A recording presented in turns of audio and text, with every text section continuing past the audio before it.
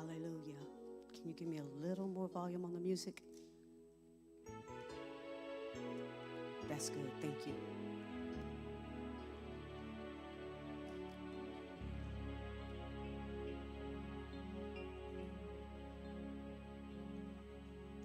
There's a wrong one.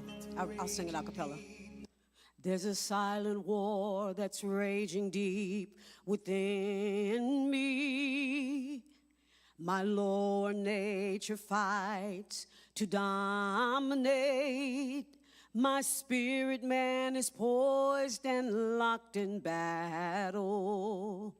With the carnal side of me I've grown to hate.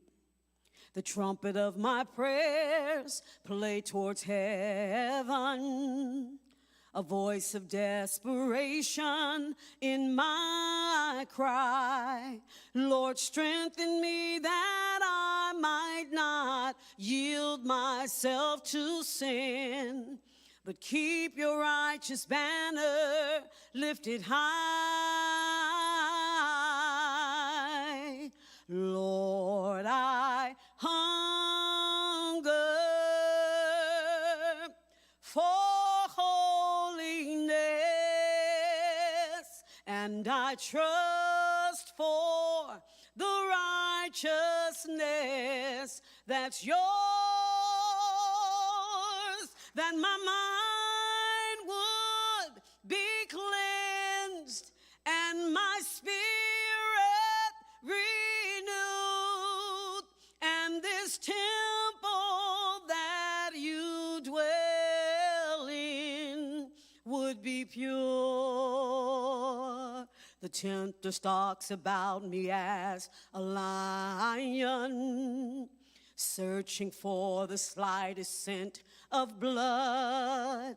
And when the skin of my resistance is broken, he moves in swiftly to deepen the cut.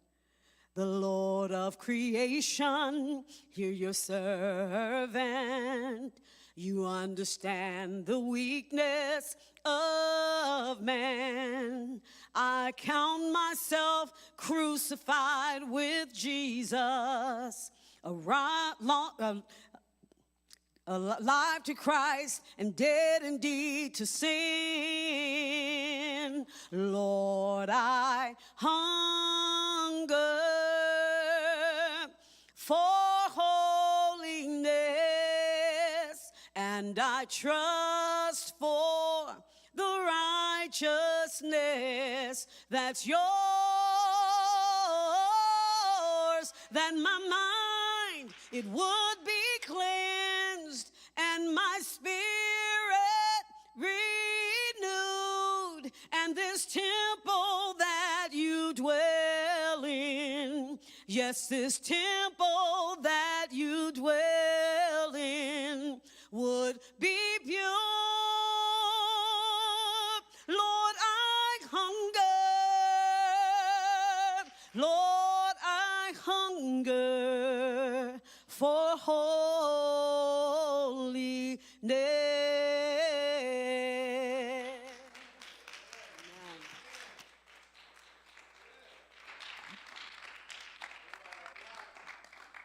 Thank you, Kelly, for that selection.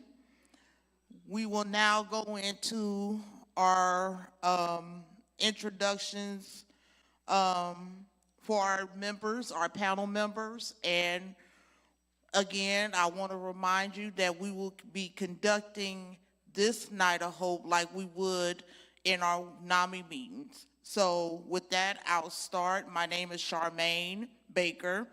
I have been a NAMI facilitator since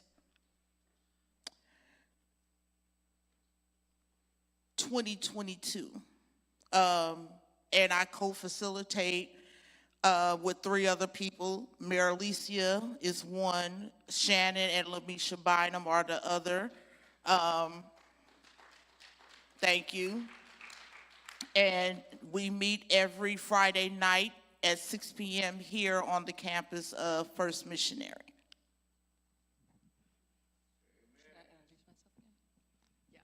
My name is Teri Edell, and we facilitate a NAMI support group in San Rafael every Wednesday. We've been doing that for 12 years. And I do that with Adam, and there are 2 other people we alternate with. Yeah. Yeah, again, my name is Adam. That's my wife, Teri, also. We have many people in our family who have experienced and are currently living with or have lived with mental illness, and we're going to talk more about that. And part of the NAMI mission, the National Alliance on Mental Illness, is to destigmatize mental illnesses, to talk about them openly. They happen, they're here, they've been around, and part of our mission is to keep it out in the open. So in that spirit, I believe my grandfather probably had bipolar disorder. I have a cousin with bipolar disorder. I have my youngest half-brother also bipolar disorder, and my oldest biological daughter also bipolar disorder.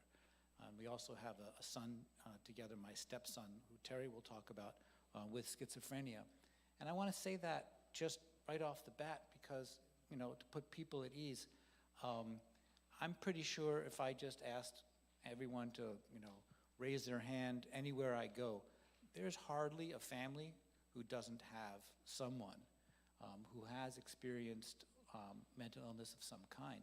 And, the mission of the National Alliance of Mental Illness is to help support other people who they encounter this and they've never seen anything like this before, and to support family members through that experience, which can often be quite challenging and sometimes traumatic. So that's what I do, and I'm going to pass it to Lamisha, and then we'll get started. Maralisia.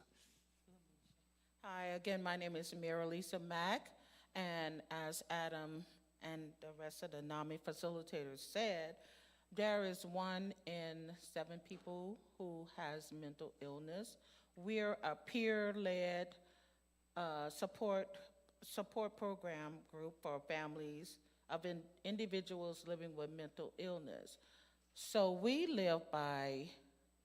we facilitate by lived experiences. As for me, it's through grandparenting. For others, it may be as a consumer. So we all are together because we are peers who are led by our stories.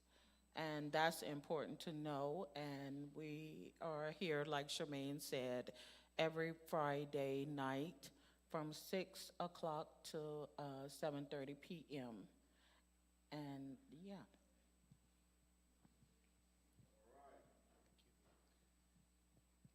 And like Maralisia said, that we are peers. We came for support ourselves 13 years ago to these groups, and we did the training to become facilitators. Everyone here did a training to be a facilitator, but we are peers, and that's a very important part of trust in a support group.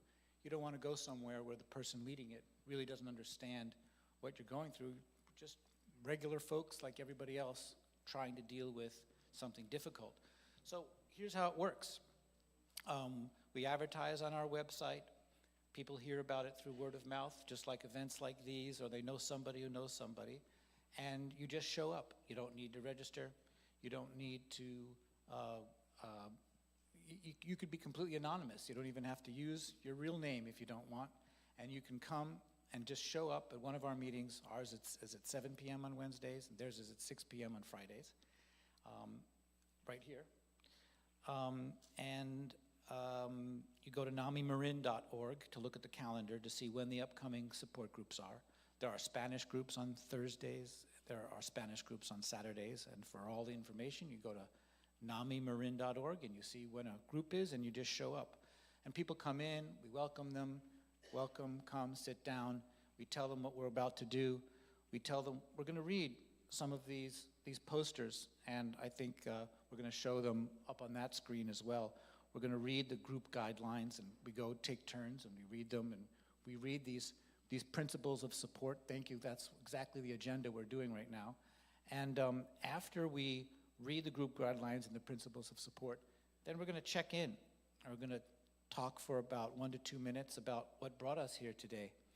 And you'll see when we do it, and I'll introduce myself, I'll say who my loved one is, and it'll be self-explanatory. And after we go around and we share a little bit about what brought us here today, then we're going to have a group discussion. And that group discussion is really what you all, the participants in our group, in this case, us four are going to do it for you, want to talk about. What do you want to talk about? What's going on? Sometimes it's really hard to get through. Maybe there's something you want to share that you could get some support around. And then we do that in our groups, and for, like Maralisia said, it goes for about an hour and a half. We will probably shorten that here for you.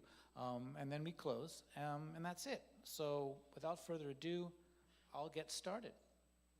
And so usually when we're doing our welcome, we do let our guests, our participants know that we are mandated reporters. Like if you're causing harm to yourself or to someone else, we are mandated reporters, but happily we haven't had any of that to do. And so we try to let everybody just be comfortable and build some trust and have a great evening. Yeah. And also to add on to that, we do encourage participation, but it is not mandatory. Again, we want people to come in. Some people are coming in first time just to come to see what we're about, what resources are available. So we don't make anyone that comes to these support groups give out any information. They remain anonymous until they are comfortable enough to share their stories. So as we mentioned earlier, we are peers. So, and we go by lived experiences. So we do let everybody know that we don't give advice. We don't try to tell them what medications to take.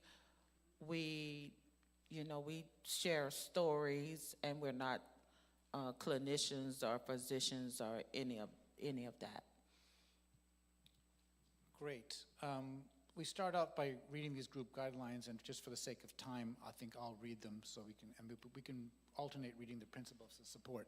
So one of our group guidelines is we start and stop on time, that there's a time limit for your opening check-in. You try to keep it short because obviously you might have a large number of people, and you want to be able to have everyone be able to have time to share, but also to get used to talking about mental illness, just to be able to say it out loud. Absolute confidentiality, be respectful, be mindful of others, no interrupting or monopolizing. Keep the conversation in the present, right now. Try not to go back into the history too much, and empathize with each other's situation. Thank you. Okay. And now we're going to go on to the next slide, which is the principles of support. And I'm going to read the first one, and then we'll pass the mic and we'll go around just like we do in the group. So number one is we will see the person first, not the illness. Number two, we recognize that mental illnesses are medical illnesses that may have environmental triggers. 3, we understand that mental illnesses can be traumatic events. And number 4, we aim for better coping skills. Number 5, we find strength in sharing experiences. 6, we reject stigma and do not tolerate discrimination. 7, we won't judge anyone's pain as less than our own. Number 8, we forgive ourselves and reject guilt. Number 9, we embrace humor as healthy. 10, we accept we cannot solve all problems. 11, we expect a future that is ours to shape. And number 12 is we will never give up hope. Well, that's an appropriate one to end on because this night is a night of hope. I'm going to start out with my check-in right now, and I'm just going to answer these 7 questions about myself. Hello, my name is Adam. I'll talk about my daughter, who is 32 years old. She has been ill for about 4 or 5 years with a diagnosis of bipolar type 2. She is currently living in Marin County, and she is currently doing gigs as a musician. The most important thing for you to know about my daughter is that over the last couple of years, she's had episodes of mania, extreme highs, and severe depression, suicidal depression that's lasted months, and then mania again, and then back to depression again that's lasted months. And she, when she's up and she's feeling very high, she feels great. There's nothing wrong from her perspective, but she has caused herself to lose jobs, lose friendships, get involved in relationships that are not healthy for her, and really lose all her money and be in a really difficult financial situation. And that's happened over this last couple of years. Right now, she is taking medication. She is taking medication for the last 6-7 months or so for the first time reliably, and I hope that she continues. But if it weren't for that medication, I feel that she would be manic right now, and it would be quite difficult. I think she is doing not so well at the moment. She's under a lot of stress. Even though she has a therapist, and even though she's on medication, she still has made some impulsive decisions. She quit a job after a month and a half without having another job. She got a second job, but lost that job in 2 days after being fired. And she also then decided to move to a different apartment, even though it's much more expensive, $500 more. And what brings me here today is this is really difficult as a father. I've got 3 biological, Teri has 4, we blended our family, we have 7. As a father, it is really difficult for me not to inject my opinion and tell her, oh, how'd you quit your job? You shouldn't do that. And I've realized after getting into real strong conflicts with her many, many times, wanting to tell her what to do and tell her how to walk the straight path, so to speak, it's just ineffective. We just get into conflict and argument, and it doesn't help.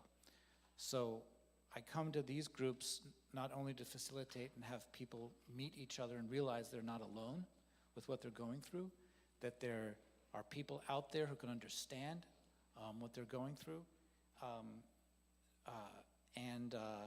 For me, my most pressing need right now, my most pressing need is to be around people who can understand what it's like to kind of walk on eggshells and really worry about someone's life, that they could crash at any moment, and to learn to lovingly detach, be loving but detached from that outcome, and allow them to have their life, and for me not to go down with the ship, and feel supported in that. Thank you. Hi, my name is Maralisia. Give me that little guideline. Yeah. Hi, my name is Maralisia, and I'm going to kind of role play and my story. So I have a family member who is not diagnosed and don't know what to do, don't know where to go, don't know what to do next, don't have any support. It mentally is affecting me. It's affecting what I do. It's affecting my everyday behavior. And yeah, I come here to see how you can help me with my current situation.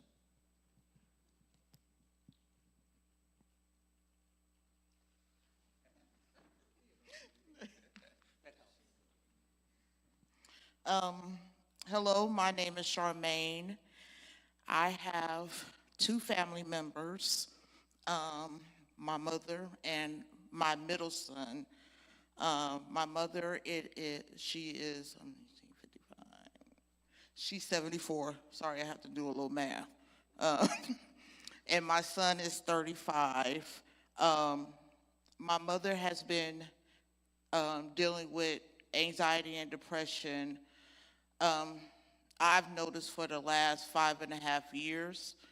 My son, probably within the last 8 months. Neither one of them has been diagnosed. They both displayed the symptoms of depression and anxiety. My mother is currently living at home. Me and my children, we live with her, and is presently retired. She is battling illnesses. She's just recovering from cancer. And also within that, in the last 4 years, she lost a son, my brother, and a sibling. My son, Maurice, is a twin. I have 3 children. All 3 of my children are on the autism spectrum. But Maurice and his twin brother, Michael, they often fight. They go back and forth, and I noticed that triggers his anxiety. And so the most important thing for you to know about my mother is that in spite of what she's dealt with in the last 5.5 years, she's still here. She's still fighting. She has her days, but she's loving, she's supportive, she's caring. My son is the same, very concerned, very protective of me as his mother. I believe that they both would be doing better mentally if they sought help. And just to put this in perspective, not only am I a caregiver, I'm also a consumer. In 2018, I was diagnosed with bipolar. So what brings me here today is I'm in need of support. I'm learning that if I don't take care of myself, that I can become triggered and it will throw me off my mental health journey, the things that I have set in place to keep me, for the lack of a better term, sane. And right now, my most pressing need is definitely support. I feel like I'm fighting this by myself with no support from my family. So, yeah.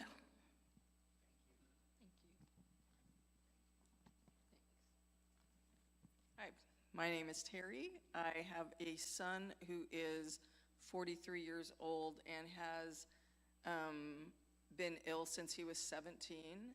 He currently has a diagnosis of schizophrenia. That took a very long time to get him that diagnosis, but when he got that diagnosis, he was able to get help.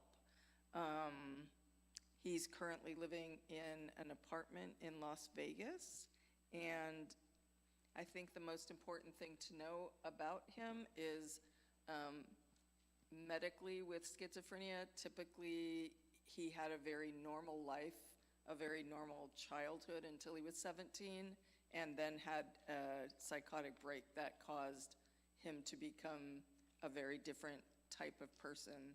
It took a lot for our family to get through that. I think currently now he's doing okay, but it was a very long road, and it took a lot of support, a lot of years during this 12 years that Adam and I have been facilitating. we came to that group because we needed help. We needed help for our family to get through that with Gabe. And I think my most pressing need is to be here to share what coming together and having each other be here to support each other, what a difference that can make for some of us. Thank you. Thank you. So, thank you. Often, this is the part where we have our group discussion, and this is really just really improvisational and what comes up in the moment.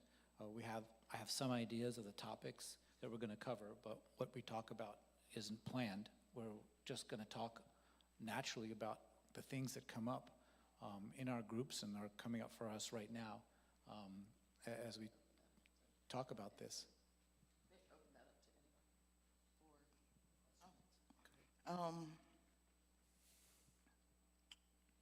Well, let me kick it off by saying that Teri, in our son's case, it took a long. You mentioned that it took a really long time to get his diagnosis, and during those 11 years that he lived with us, we had no idea what was actually going on. Just saw unusual behavior, and I took him to every medical doctor I could to see. Maybe he played football. Maybe he had a head injury. There was something different I couldn't quite put my finger on. Very sweet guy, very gentle. He's a big guy, 6'4", 250 pounds. Big guy, but super gentle. Couldn't hurt a fly. Really, really sweet boy. And when we finally, after many tests and many doctors, we took him to see a neuropsychologist who gave him some tests, and he said, I'm never supposed to say that I'm sure of a diagnosis, but I'm so sure that this is schizophrenia. And I was so surprised. Really? That this is what it looks like? And I had no idea. I had no idea that's what it looked like. But you could tell inside that there's definitely a struggle. There's a lot going on inside. And I've learned since what it's like for someone with schizophrenia. Sometimes they have difficulty telling the difference between a voice that's coming from the outside. Like if you're here in this room, you're hearing the voice come through the speakers, and you have a sense that it's not a voice that's inside your head. And for someone with schizophrenia, there's a part of the brain that gets changed that they can't tell whether that voice is inside or outside. So it's confusing to them. They're not sure, and maybe they're kind of embarrassed because the voice might be saying who knows what. Some people have voices that are kind and gentle. Most of them have voices that are harsh and mean. If you think about it, we all have a voice like that inside our own head that tells us usually that we're not doing too good and was beating us up inside, but their voice sounds like it's coming from the outside, like it's somebody who's talking to them. And sometimes it can be embarrassing, and they kind of just become internal. Fast forward many years, Gabe worked as a checker at Safeway for many years, and at a certain point, he kind of started to not do so well, and he became homeless for a while.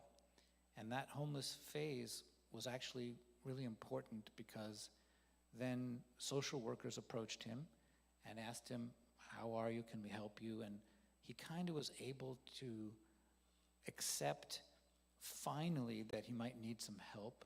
He accepted the fact that he got a diagnosis of schizophrenia. He agreed to start on medication. They helped him eventually find housing, and he was in a home in San Rafael with 15 other people with schizophrenia, and he lived there for 7 years and began to see a therapist, and he began to kind of open up. He began to sing again. He began to play the ukulele. He began to seek out social connections, and it was really great to see him flower, albeit still had a disability. He's not the way Teri, his mom, remembers him from when he was 17, but he has a healthy regimen that he keeps himself busy. He volunteers twice a week at a Goodwill in Las Vegas. He has a Section 8 apartment paid for by Section 8 in Las Vegas. He lives a very simple life, and he tries to maintain connection with his family. He texts us every day, everything that he's doing, morning, afternoon, evening. And after so many years of this journey, he's doing okay. Very fragile. He needs a lot of support, and but doing it's kind of like a new normal. A new normal.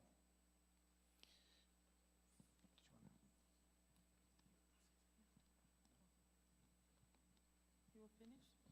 Oh, yeah. So, being you don't know anything, want to learn, have to advocate.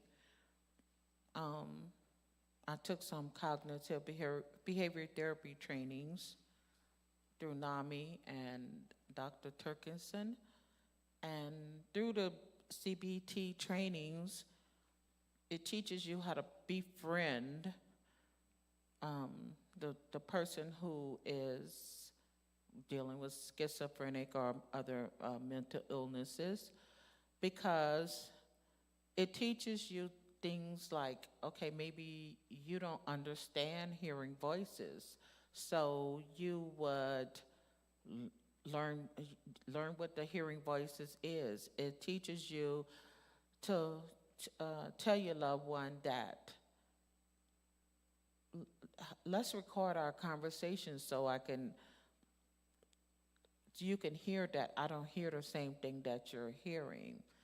And so it's just great that they have these things now that can help your loved one to, because years ago they didn't really have all these things. So I love those trainings. So before we go into the emotional stages of recovery, I'll give Charmaine and Teri a chance to finish their discussion.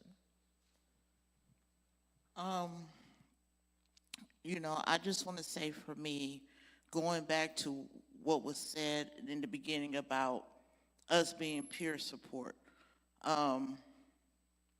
my journey of bipolar was a battle that began with me around the age of 12 or 13. I stayed chronically depressed, didn't understand why. I had a manic episode which led me to go to the hospital, where I went under the care, received the diagnosis, started medication, began therapy. With my mother, specifically after the loss of my brother, her son, I encouraged her to seek grief counseling, because truly, out of the five of us, she was the closest to him. So I knew when he passed, it devastated her. And when I approached her with services that I believed could have helped her with the grief, which in turn could have helped with the depression and the anxiety, she refused. And in that, I tried to be a support. I try to be encouraging. I try to be loving. And some days are harder than others because I still grieve. And it triggers me because she won't seek the help that's there.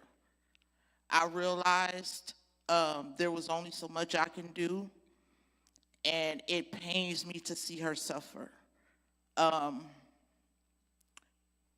But I still, in turn, learn. I'm learning the system. I'm learning of services so that I can keep advocating for her. And I can only realize that when she's ready, she's ready. But with my son, I just recently made him an appointment with his primary care to talk about how to deal with his anxiety issues. And it's heart-wrenching because, like I said, my son is autistic, and there's some behaviors that fall under the line of the autism. And then there's the things or the behaviors that he display as far as the anxiety. And truthfully told, they mirror each other. So I'm mindful of getting him the services that he needs. And I never wanted to medicate my children because that was something that they tried to do from the beginning. But I honestly believe that with medication, with therapy, that it will help ease his anxiety. He will learn how to manage his emotions, and that I won't get easily triggered. I don't want to make this about me, but being a person that has a mental health, I have to be careful of my own mental health as well. And that's just the reality. So I have to not only manage mine, but manage my child's and try to support my mother. And it gets difficult. And, I'm glad that I've learned about the services. Like, again, I'm a consumer as well. I learned about NAMI back in 2018. And when I had the opportunity to learn how to support others on this journey, I took full advantage. And I'm so grateful that I now have support, and that in turn I could be support to others. So again, I'm learning every day. I can only do so much, and I have to be okay with that.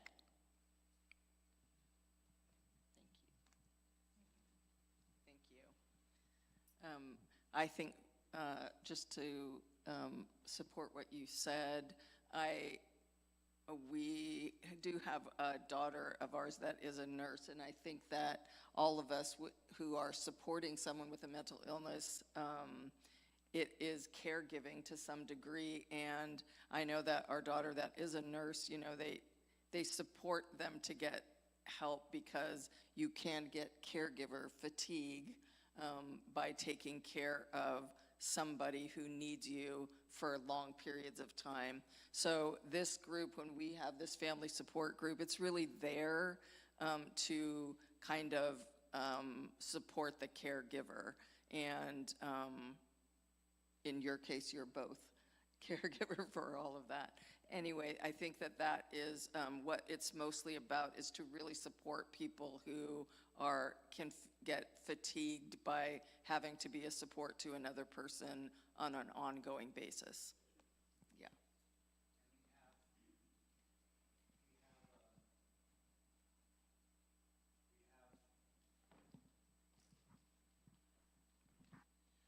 We have an analogy about caregiving. We invite people to look at these principles of support that we read at the beginning.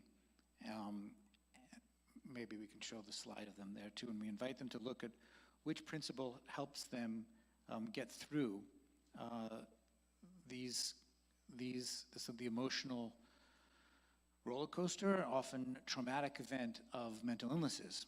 And the analogy that we make is, do you know when you fly in an airplane, if you've ever flown ever before, they go through that thing about putting your oxygen mask on. You know, if the cabin loses pressure, then put the oxygen mask on yourself. And but they say something during that speech, and they say, if you're flying with a child or someone who's disabled, then they say you got to put the oxygen mask on your child, right? On someone who's disabled, they're going to need help. They're not going to be able to put on the oxygen mask themselves. But if you remember what they say, they have to emphasize something. They have to say, put the oxygen mask on yourself first before you put it on your child. Well, why do they have to say that? Why in the world do they have to emphasize that? Because your instinct as a parent, as a caring person, is going to be to help someone who's disabled and a child. But if you do that, you're going to run out of oxygen. You're going to pass out, and then 2 people could potentially be harmed or die. So you have to put the oxygen mask on yourself first. And that is counterintuitive. That is not our natural instinct, especially people who are caring and loving and want to help their family members and want to help others. It is something that we support each other in learning, that it is okay and to put on your oxygen mask, that you matter too. Your life also matters. It's not just about the person who's in crisis. And the way we support each other is by asking which principles people find speak to them. So I tell you which ones speak to me, and you all have a handout you can get at the front desk there that has these posters over here. And I'm going to read some of them that really speak to me. And the one that speaks to me the most is we forgive ourselves and reject guilt.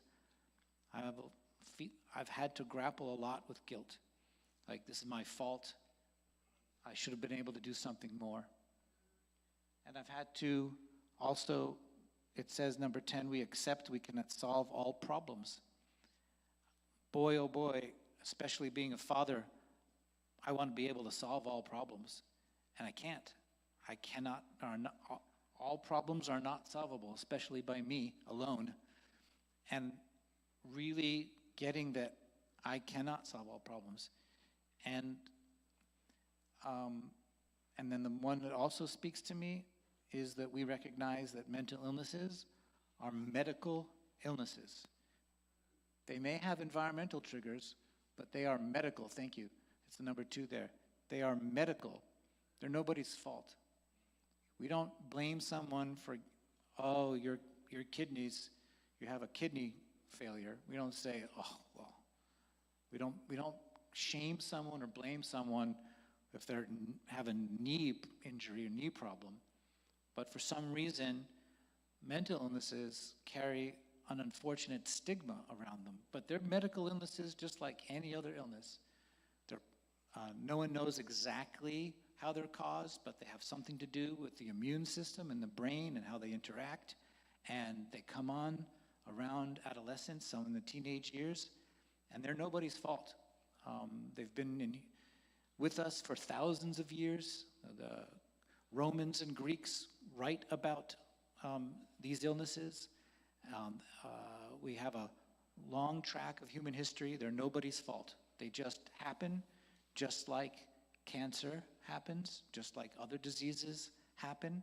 This happens to affect the organ up here, and we have treatments and we have medications for them, just like other medical illnesses, and they're nobody's fault, just like any other illness. At this moment, between 2 to 3% of the world population is experiencing bipolar disorder, and up to 4% in their whole lifetime will experiencing it. That's a lot of people. Between 2 to 3% of people are experiencing schizophrenia in the entire world. That is a lot of people. That is millions. That is millions and millions and millions of people. Many, many more millions are experiencing depression and anxiety. So we remind ourselves in a peer group, we don't tell anyone how they should feel or what they should do. We just ask, what helps you get through the trauma of these events? And people pick the thing that speaks to them the most. And it could be any one of those.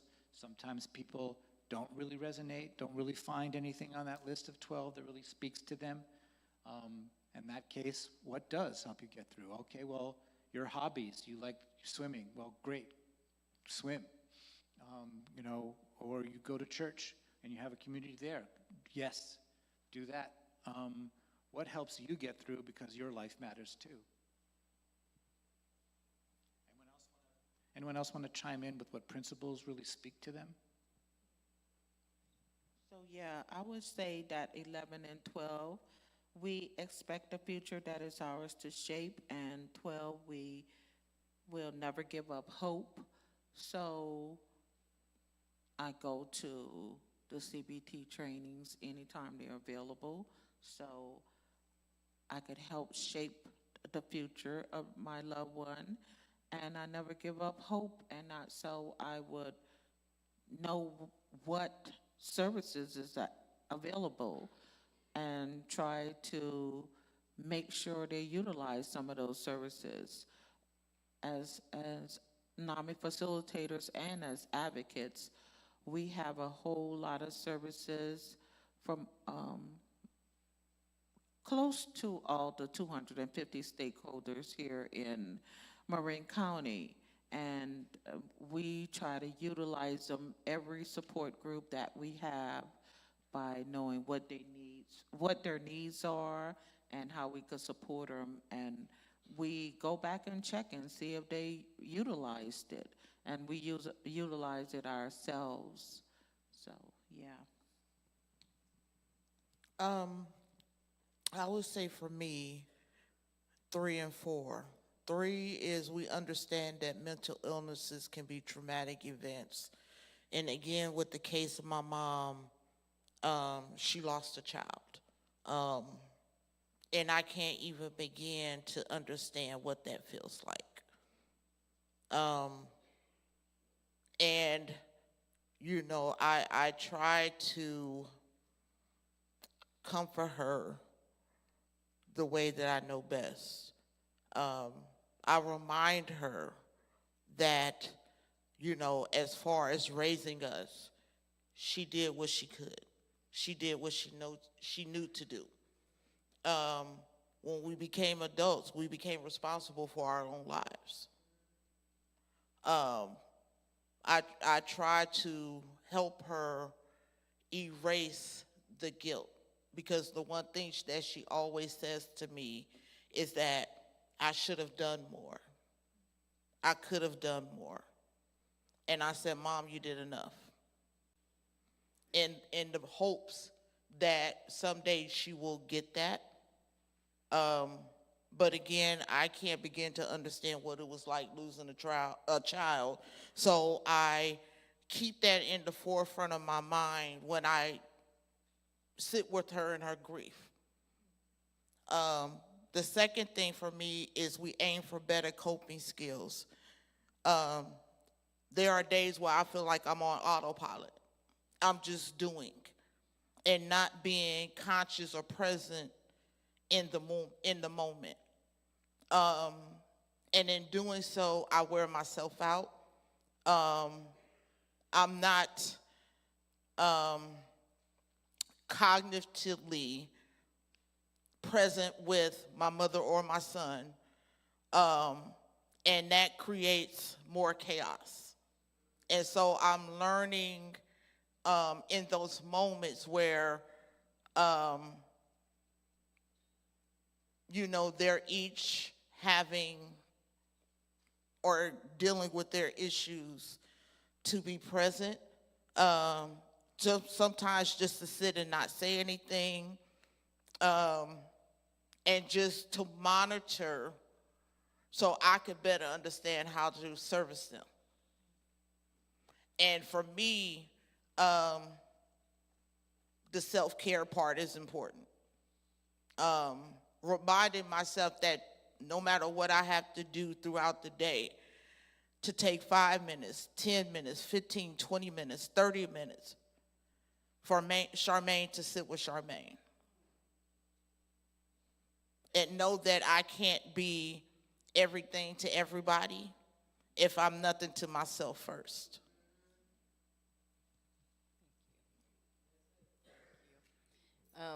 Actually, for me, I'm looking at number 5 and looking at that we find strength in sharing our experiences. I feel like that's appropriate tonight to say when we come to share and when we go in family support groups and share it, what happens is that we all realize that we're all carrying some sort of burden and we're all together in that. And that's what speaks to me.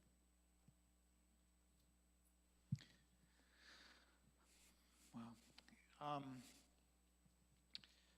I think that the groups are sometimes very emotional.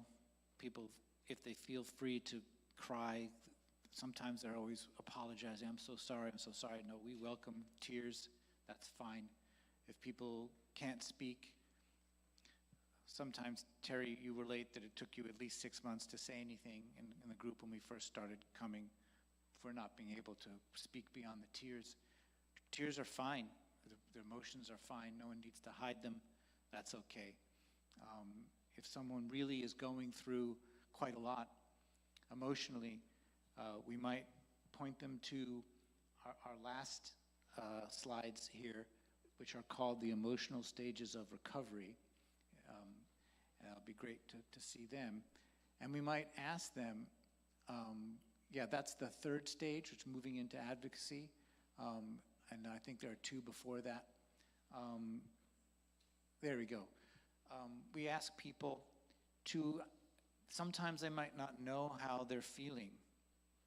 They're just so caught up in the trauma of what's happening that they might not even know how they're feeling, or they might know how they're feeling, but they don't know what they need. And this chart helps identify what you might need at the different phases or stages of going through a traumatic event. And, you know, the first phase is dealing with the catastrophic event. There's crisis, there's chaos, there's shock. There might be denial, like this can't be happening. Losing a loved one, there's a lot of grief, even because they're not the same as they were before. They're different, and they were some way, and now there's some different way. There might be normalizing, meaning like this is fine. It's going to be okay. This is normal. There might be despair, detachment, and we never tell a person where they are. Never say where they are. Never say this. Oh, you seem to be in this phase. Nope, we don't do that. We just invite you to look and see for yourself if this is how you feel and what you might need. And you might find a need up there that matches how you feel. Like what you might need support. You might need comfort. You might need empathy for your current. You might need empathy, just someone to understand what you're going through. A lot of the value of this group is really not in any words that we're saying. It's just in going and being around other people who can understand and empathize with what you're going through. It doesn't matter. That's not unique to NAMI. That's any group, Al-Anon, AA, any group. Being around other people who can understand what you're going through really helps. You might need help finding resources, crisis management, reassurance, empathy for your pain, permission to be numb. You might just need to be okay with not feeling right now. And hope, last but not least. I'll quickly go over the next 2 phases. Learning to cope. Anger. I felt angry. a lot of times we'll go and we'll ask people to raise hands, who's here dealing with the threat of suicide right now? Who here is dealing with the threat of having violence threatened against them? We deal with heavy subjects. A lot of things come up. We just talk about them openly. So anger is an okay emotion to feel when you're dealing with caregiving for someone going through a mental illness. That's okay. You might have guilt, resentment, recognition, grief, what you might need in this phase. You might need permission to vent your feelings. You might need education. NAMI offers a free 8-week course in mental illnesses called Family to Family. You just sign up on our website and you take a course with a thick binder. You meet other families who are going through the same thing, and you learn about schizophrenia, learn about bipolar disorder, you learn about different medications. You might need education. That might be very empowering to learn about these illnesses. Self-care, we've been talking a lot about self-care. That is really our highest priority, is self-care. You might need to network skill training, like Maralisia was talking about. Douglas Turkington, a doctor who teaches about how to talk with someone experiencing mental illness and how to befriend. You might need to let go. You might need to just let them be. Let them live their life. Sometimes part of the disease is the inability to recognize that they have a disease. Sometimes they think they're fine. I'm not sick. I don't need help. You're the problem. In which case, you might have to let go.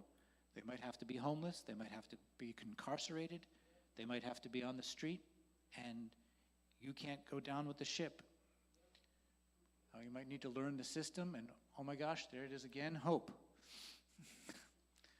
And then the third phase, dealing with a crisis of recovering from a crisis event, is moving into advocacy, understanding, acceptance, advocacy, restoring balance in life, responsiveness from the system, finding meaning, a sense of empowerment, activism, and hope. We like to say that these phases don't come one after the other in a perfect order. One phase is not better than the other. You're not good if you're in advocacy, and you're not bad if you're in crisis. You can be in all three at the same time. You can go back and forth between all of them. You can have good days and bad days, and that's okay too. There's just the recognition of that this might help you identify what you need with support. So through all these emotional stages of recovery, as Adam said, you have 3 categories, and you have all these needs that go with them, and they're very helpful and they're very useful, and we would encourage people to try to utilize them as much as possible.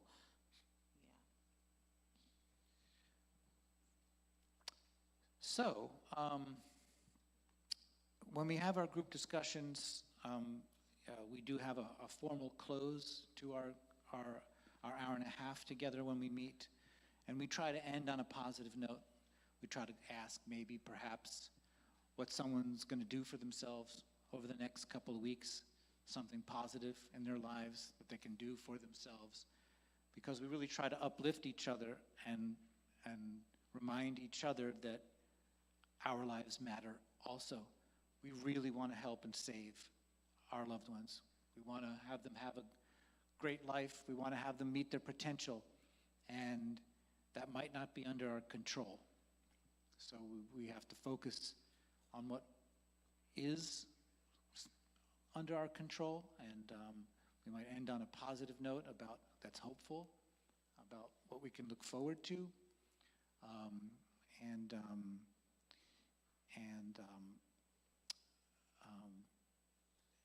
anything else? Go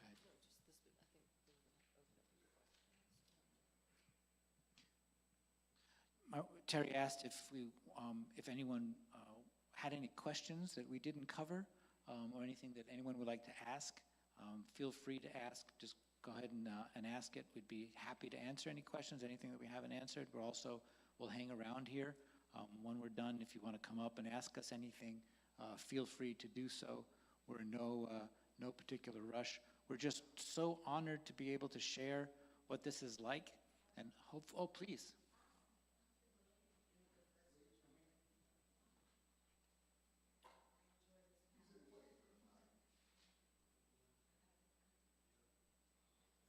Good evening. So if you have questions, we want you to come forward and answer your questions. We do have a live audience, so they need to hear the questions as well. And so if you have questions, come on up. Hi there, panel. I'm Kimberly Thomas, born and raised in Marin City, and I'm a member of First Missionary. Dr. Leggett is my pastor. And I work in the health field, emergency in the hospital. I'm not a nurse, anything clerical, but you mentioned something bipolar. And I do have friends and members in this community that share that they have those health issues, mental issues. One was in my immediate family with a sibling, schizophrenic. Somebody mentioned that, very young age. So distressing the voices. Someone like myself, I haven't been diagnosed, but been around. How do you distress the voices? Like I know there's help with services, but if you in that situation and as you in the moment, what would be some suggestions you can share with distressing the voices that individual has issues with? So if I understand your question, like you'd like to know, like someone who's experiencing the symptoms of schizophrenia and hearing voices and they're distressed, what might you do and how do you communicate with them, or what might you say? And that's a fantastic question. Fantastic question. It shows your compassion and your willingness to help. And I have to say, first, a big caveat. I am not a medical professional, and we are peers, and I will try to answer from my lay perspective what you're saying, but I first want to say we don't, in our groups, answer those kind of questions. We say, seek help. We give people direction, and we point them to Dr. Turkington's videos about how to talk to someone who's experiencing psychosis. It's wonderful. People really enjoy the way he speaks, and you can find his videos on NAMI Marin's website under Cognitive Behavioral Therapy for Psychosis by Dr. Turkington. You can find them on NAMI Marin's YouTube channel. He's a British fellow with a thick British, Scottish kind of accent, and he teaches how to speak to someone who is experiencing psychosis. And Maralisia hinted at some of the techniques that he teaches, and it's about befriending. It's about realizing that if someone says, for example, again, I'm not a professional, I don't train on this, but I'm here to support family members, but I'll give you a taste to give you from what I know from my own experience. If someone says, they're watching me, the turtles are watching me, and you see there's turtles everywhere, and they're watching me. Now, someone who doesn't see turtles or hear turtles might think that that's crazy, right? So what you don't do is you don't say, there ain't no turtles. You're crazy. What you do say, or what you can say is, wow, it must be terrifying to have turtles watching you all the time. And you really befriend how it must be. If you had the belief of they're seeing reality the way they're seeing it, it must be terrifying to feel that being watched all the time by the turtles. Wow, what's that like? And you're curious, and you ask what it's like, and you're non-judgmental, and something like that. You're welcome. So, yeah, that was a very good question, Kim. And so one thing we really want you to know also is that NAMI Family to Family, they do have a new class that's coming up very soon, and they're taking people in for it. NAMI, Family to Family, teaches all about schizophrenic and every disease. It teaches every medicine. It's a very good group, and yeah, like Adam said, we're not clinicians or physicians. We're peers, and we support and we give resources on how to, help with those problems. Yeah. And can I just add also that, that even though we're talking about NAMI tonight, there are other resources in the county where you can send, Kim, those who may need to be diagnosed. And a lot of that information is out in the vestibule.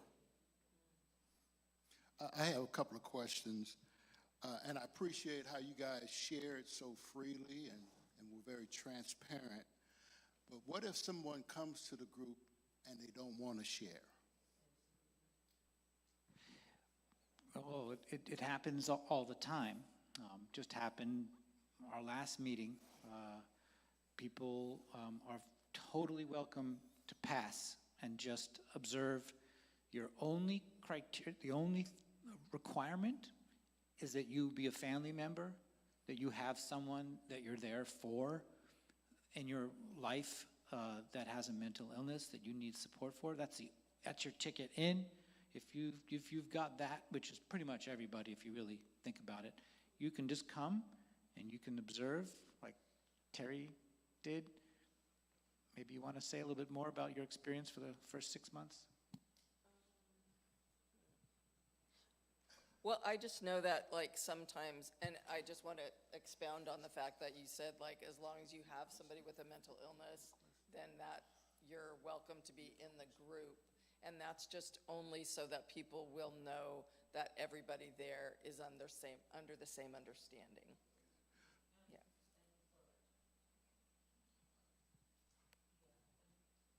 We've had those experiences a few times where some people just wanted to not share, and as an advocate, we invite them to do a one-on-one with us, and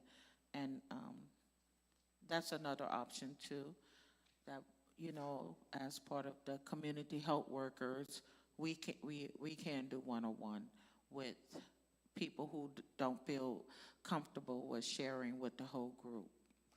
Yeah, I also wanted to say, I think that there are times that people come and don't want to share because sometimes it takes a long time to build trust with the people. They want to observe for a while before they're clear that they've built trust with the people in that room. All right. And the next question, you may have covered this already, but let's say a person comes. Do they have to have a diagnosis, or does a family member have a diagnosis to attend one of the support groups?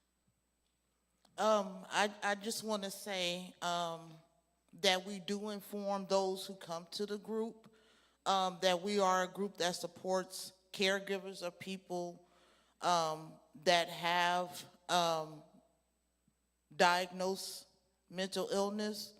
But we also discovered that there are some who come to find out about mental illness, and they express to us about the symptoms that their loved ones are displaying. And again, we always remind those who attend the groups that we are not clinicians, we are not physicians, so we can't diagnose, but we can always send them or give them information of those services who can help them with the actual diagnosis. But to answer your question, we don't turn anybody away if their loved one does not have a diagnosed mental illness. Yes, I'd like that. Just pose one question to the panel. And this is to you, Adam. Excuse me. We do NAMI here in the church, and NAMI is structured in certain ways. And sometimes spirituality has to come into play. And we do make exceptions for that in our group. And I know a lot of times people say, well, you're not supposed to use spirituality in the group. How do you feel about it? What a great question. Wow, put me on the spot. Wow, I love that question, Shannon. So many times I find myself in a group, even in our own secular setting, in our NAMI offices, not in a church. I find myself wanting to bring in spirituality to help someone in our group, to give them some avenue of hope, of somewhere where they could find support. And I refrain from doing so. I don't do that, first of all, because it's not official part of NAMI's structure. And second, because I'd rather them arrive at that naturally and organically just by my presence and just being there and caring and loving and empathetic. And if they are interested in pursuing something spiritual, I let them, I don't say anything. And I think that's appropriate for our current times right now, that we don't want to put any pressure on anyone, but want to allow them to arrive at something themselves. But I have to learn to accept, to let go myself, to really just allow anyone to be wherever they are. If someone themselves comes in the group and talks about their spirituality and how much support and love they feel from their own practices or their own experience, we're very encouraging of whatever helps you put your own oxygen mask on, whatever helps. But I can't, as a facilitator, preach in any way. So that's a good question, Shannon, because we, as Christians, we know that the Holy Spirit guides us. But right here we have this facilitator's training guide. And just like we have group guidelines and principles of support in emotional stages, National Alliance for Mental Illness has their own guideline for families to support our families, but we do have a lot of resources that can help. And again, in short terms, we do not initiate the conversation around spirituality, but we do welcome if those in attendance are open to talk about their spirituality. But as facilitators, we do not initiate that conversation. Hi, good evening. My name is Monica, and thank you guys for coming to share. My son, he was diagnosed with schizophrenia at the age of 18. He's a 6'4", 6'5", gentle giant. But as a youth, as going through school, he always had like behavior problems. So we kind of knew that something was there. But yeah, so it's been as he's maturing, he's starting to learn that he does have this illness and he needs to take care of it. It's been 3 years since he's been steady on his medication, thank God. And it's actually been the longest since he's been diagnosed with that, he's been on medication and been doing okay. So I really thank God for that. I don't want to make it about me, but my thing is with him, and I try not to, be on him too much about this, is that he doesn't leave the house. He barely wants to see me. And, I try not to put too much pressure on him about that because he's okay. He's not out getting in trouble or going back and forth to jail. He's okay right now, but he takes care of himself. He showers and everything. He just doesn't. He'll go to the grocery store and to his appointments. He lives on Bellum, so he's right across from the clinic on Kerner. But other than that, he doesn't go anywhere. He doesn't want to go anywhere. He's cool in his apartment, which is okay. But yeah, I went through the NAMI to NAMI family program. I had a great time. I wish I could do it again. Kim, if you're interested in going, I'll go with you. It's very informative. I actually cut Bible study one time and went to the Wednesday meeting. Went to the Wednesday meeting over on Redwood. It's close by my place. So Yeah. And then my other thing is I'm like, when am I going to have a grandchild with him? But he's okay. It's not about me. So I'm just going to let him be okay. And again, I thank you guys for coming.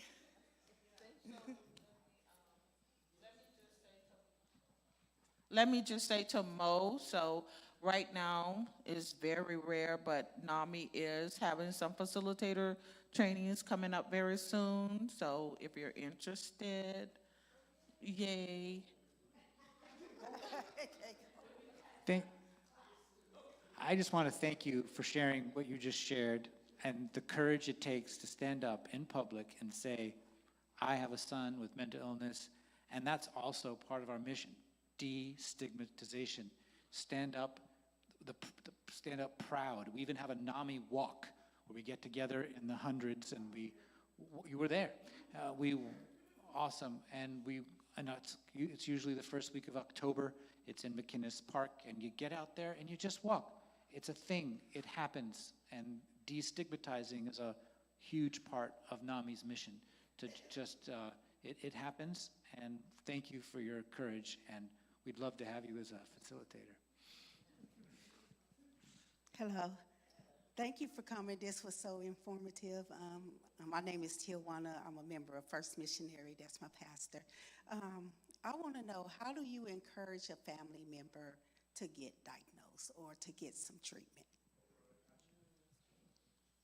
Sure. Yeah, I want to say both to you and to you.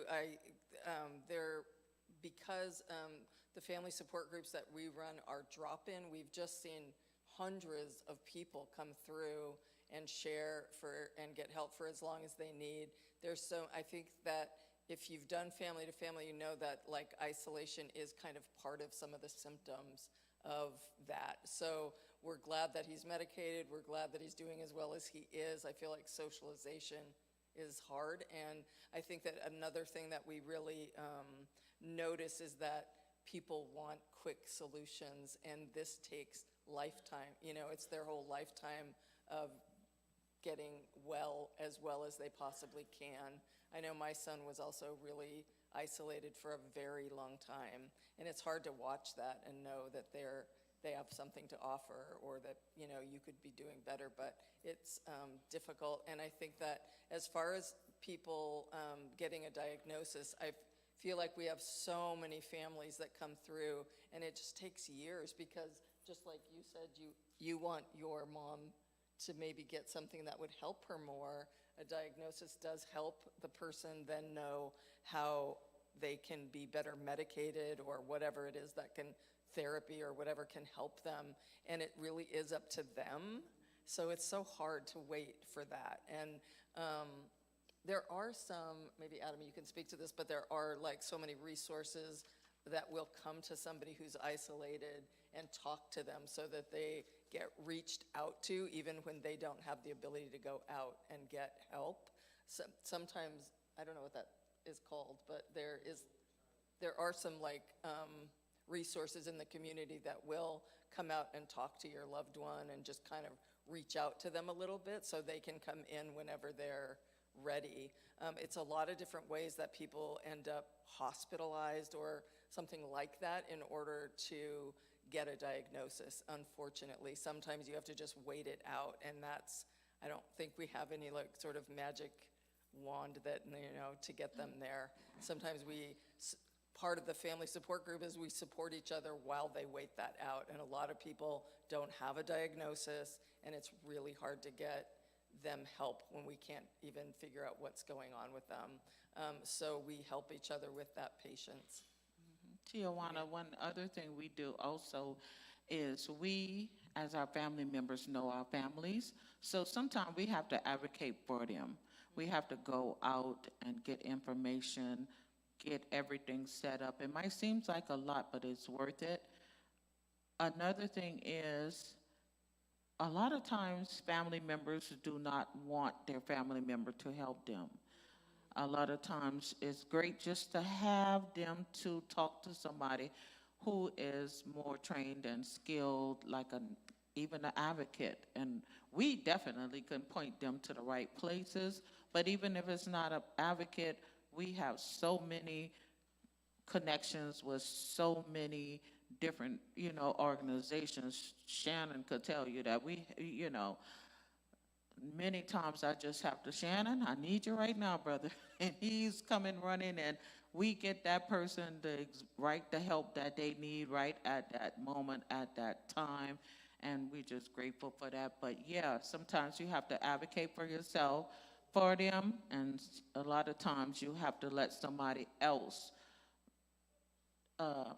do it for you because they don't want family members to help. They don't want help from family members. They're the hardest to open up to. Yeah. I have a question. My name is Carol. I don't know if they introduced me as Kelly or not, but in the after advocacy, in your resources, do you have legal resources that you can refer to? Because some of the experiences are systemic and systematic. And so when you're dealing with that, it's really difficult to get your loved one diagnosed or get the proper services. And it already takes time to kind of get that going. But once you know that it's going on and you run into those type of roadblocks, not only can it be discouraging, but it causes people to lose hope. And if I just be transparent, I deal with that in family, community, and one of the things happened today was I was trying to get a hold of somebody. And this is somebody that I talk to all the time, or they reach out to me, and whenever I make that phone call, or there's an answer. And after 2 hours of not hearing or getting a response from that person, I just really had to pray, because I was like, okay, if there's a welfare check, am I going to find this person deceased? Am I going to find this person not well? Something going on, because it involves not just that person, but other people. And so, those are the real things that happen. And when a person feels like I've tried everything, I've gone to everybody, and once you've been kind of blackballed in the system, nobody really wants to deal with you. And those are the things that you may not hear about, but that's what's really going on. So I guess my question was, in your referrals and resources, is that available so that people can get the legal representation to be able to either get the diagnosis or get the support because they've been blackballed? Yeah, before someone else jump in, good question, Kelly, because that's an important question. But one of the safest, groundbreaking things you can do, BHRS has over 250 stakeholders. Each one of those stakeholders have a board meeting. You are welcome to attend as many board meetings as you want, as you can. You could attend BHRS board meetings, and you're open to bring up what you're having problems with there. So that's one way.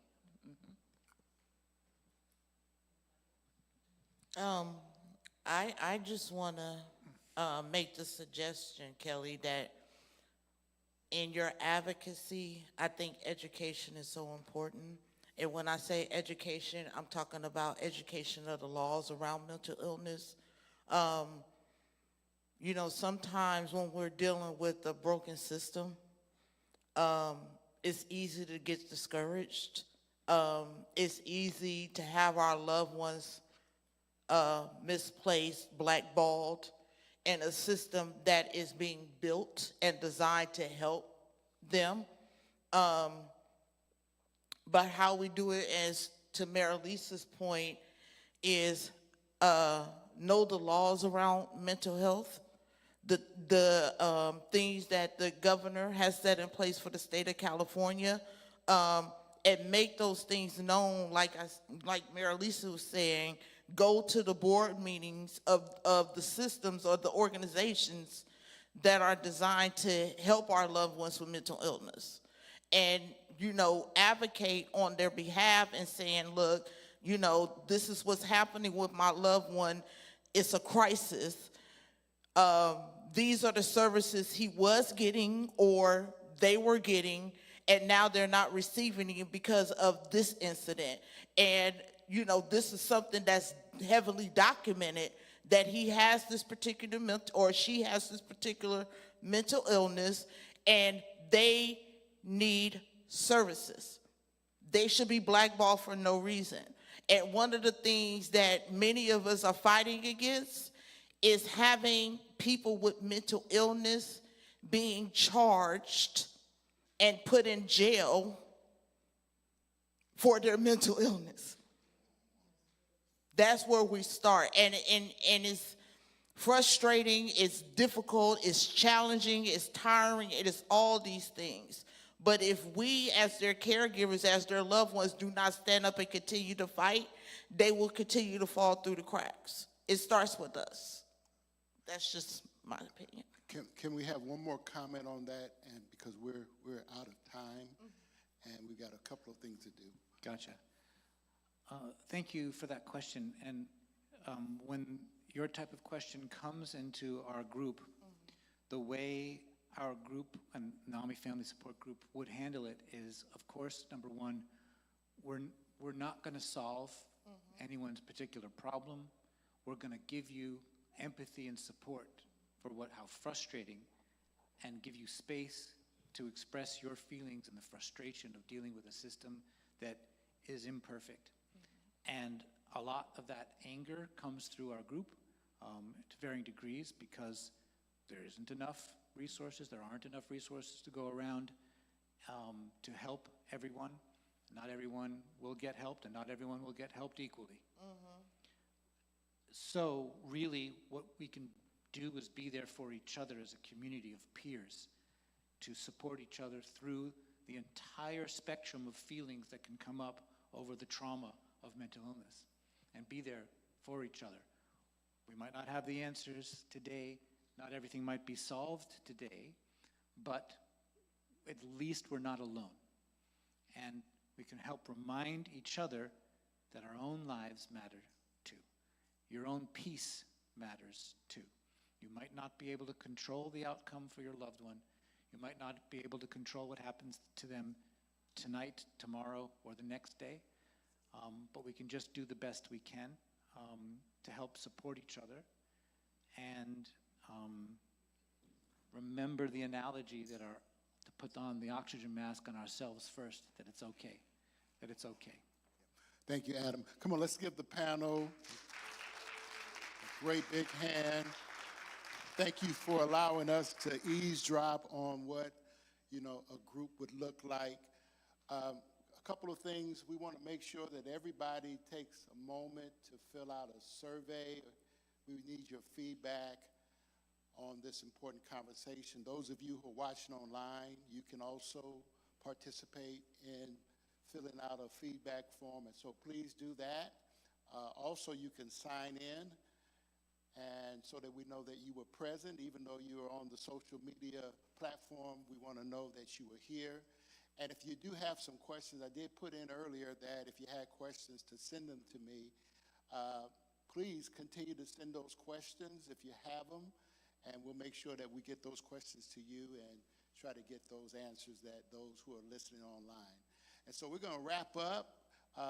We're going to close out with a song, and I'm not sure how you all close out the meeting. Our meeting is formally closed, and I'd love to hear the next song. All right. All right. Well, Kelly, we're going to close out with a song and then a prayer. I'm sorry, would you ask? Song and a prayer. Okay. Yeah, you're going to do the song. And, okay, amen.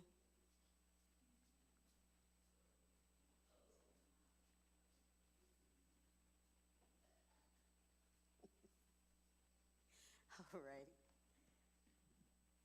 Better days are coming. And as I was thinking about it, better days may be whatever your better day is.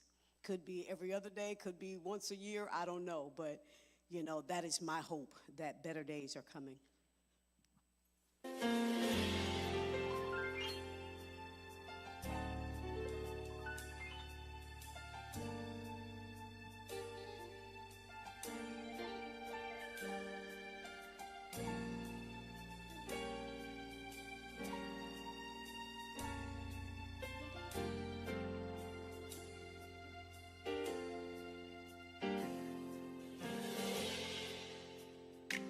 Sometimes, can you give me a little volume on the music or turn me down? It feels cold. You feel all alone. But better days are coming. It can be rough in this world,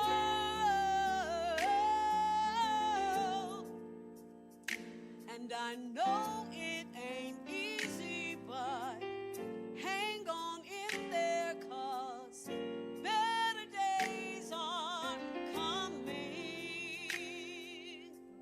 I heard somebody say this. You've seen good, you've seen bad, you've been happy and sad. But hold on, 'cause better days are coming. Y'all see my tears and my emotions. Friends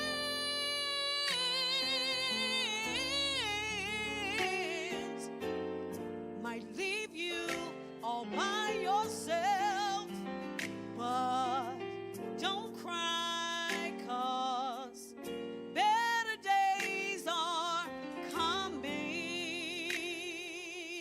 Yeah. Better days. Better days. Better days are coming.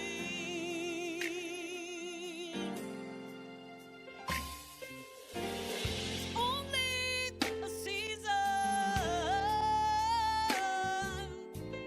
for your going through, but just remember that better days are coming. I know people, they don't always understand what you're going through, but stay focused and never lose sight. Yeah. Better days. Woo. Better days.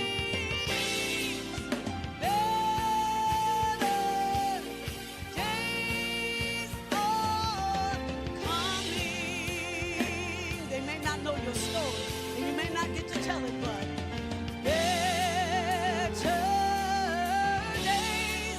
I want you to know that. Better days. Better days are coming. I hope in Christ, and I know that better days, my hope is built on nothing less but Jesus Christ and his righteousness. Better days are coming real soon. Hold on.